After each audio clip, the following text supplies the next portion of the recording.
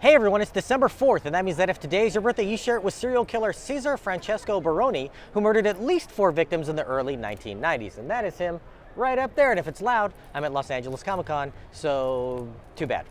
Born in Fort Lauderdale in 1960 as Adolph James Rhodes Jr., he was a handful right from the start. Barone would steal toys at his nursery school and was even expelled from a kindergarten. Known as Jimmy at the time, as a teen he would frequently skip school, do drugs, break into homes to steal beer, threaten his peers with knives, and even put out lit cigarettes on them. He found a stray monkey and nursed it back to health, then trained it to kill stray cats in the neighborhood.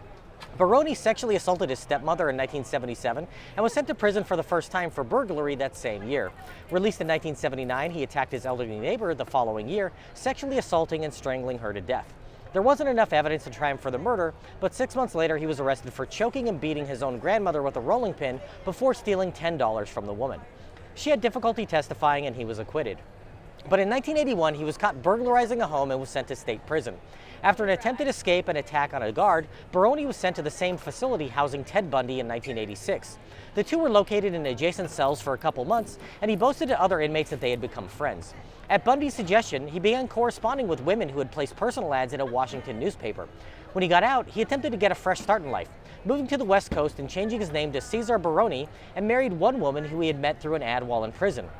Barone joined the Army, where he became a Ranger, serving in Panama during the U.S. invasion in 1989, but was discharged in 1990 when Army officials discovered his criminal past after he exposed himself to a female officer.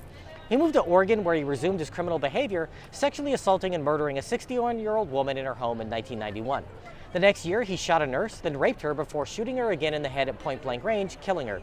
He then sexually assaulted and shot to death a 23-year-old woman in Portland, and finally attacked a 51-year-old woman who had a heart attack during the assault.